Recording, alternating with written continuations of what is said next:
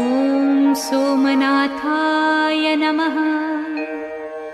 ॐ मल्लिकार्जुनाय नमः। ॐ महाकालेश्वराय नमः। ॐ ओंकारेश्वराय नमः। ॐ वैद्यनाथाय नमः। ॐ भीमशंकराय नमः। ॐ रामेश्वराय नमः। ॐ नागेश्वराय नमः। ॐ विश्वेश्वराय नमः। ॐ त्र्यंबकेश्वराय नमः।